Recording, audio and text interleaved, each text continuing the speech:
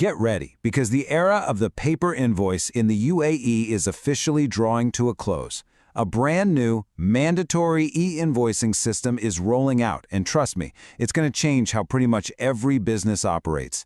In this explainer, we're going to break down exactly what you need to know, and more importantly, how to get ready for it, step by step. So, let's just start with the biggest question on the table, right? Is your business actually ready for this? Because this isn't some far-off idea we're talking about. Nope, this is happening, the deadline's already on the calendar, and it's going to affect nearly every single business across the UAE. To make sure you've got everything you need, we've laid out a simple roadmap. First, we'll get into why this is even happening. Then, we'll nail down what an e-invoice actually is and what it isn't. We'll cover who has to comply, look at the critical go-live dates, and then wrap it all up with a really straightforward action plan you can start using today. Okay, so first things first, why the big change and why now?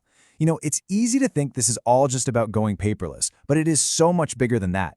This is actually a major piece of the UAE's grand vision for a fully digital-first economy. And when you look at the main goals, you can see it's not a one-way street. For the government, sure, it's about making things more transparent and closing that tax gap. But for businesses like yours, this is a direct line to more efficient, cheaper operations. The real endgame here is to build a modern digital economy that honestly just works better for everybody. So that brings us to a really, really important question. What even is an e-invoice? I mean, really? There's a ton of confusion floating around about this, so let's just clear the air and bust a few myths right off the bat. Okay, here's the official definition. Now, the phrase I want you to burn into your memory is structured electronic format. That's the whole ballgame. It means the information, the data, is all organized in a specific way that computers can read, understand, and process automatically with zero human help. And this right here, this is probably the most important thing to understand. If you're currently emailing a PDF or a Word doc to your clients, that is not e-invoicing under this new system. Not even close. We're talking about structured data files that flow directly from your accounting system into your customer's accounting system without a person ever having to lift a finger. So you might be wondering, how does all this data get from company A to company B safely?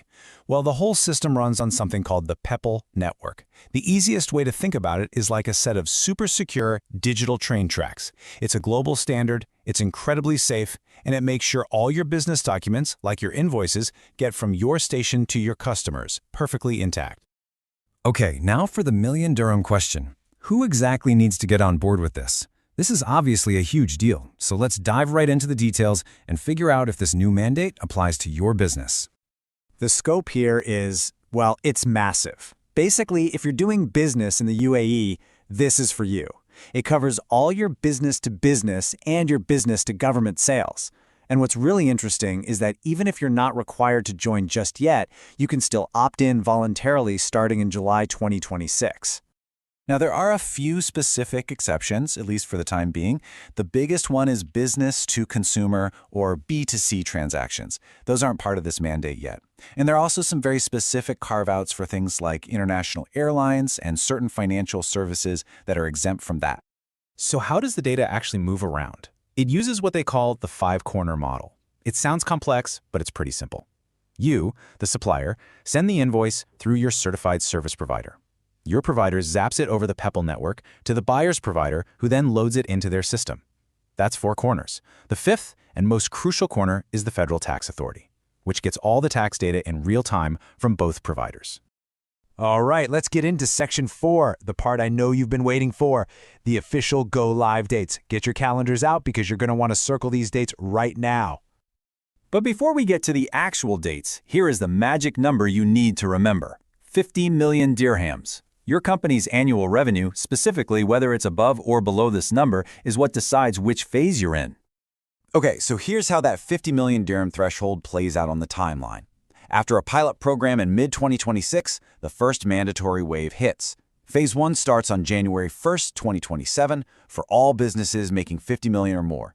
Then, exactly 6 months later, on July 1st, 2027, Phase 2 kicks in for every other business. All right, deep breath. We've covered the why, the what, the who, and the when. Let's finish up with the most important part of all, the how. Welcome to Section 5, your 5-step action plan to get this done.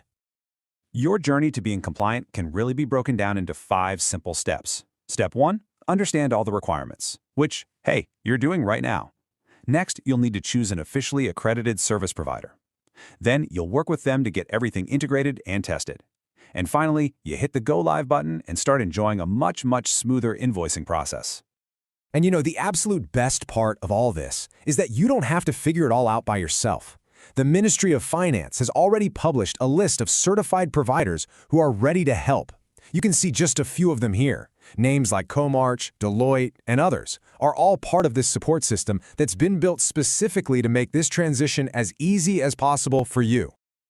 So there you have it. We've walked through the entire journey, from the big picture strategy all the way down to the practical steps you need to take. This really just leaves us with one last critical question that turns all this knowing into doing. What is the very first step your business is going to take to get ready?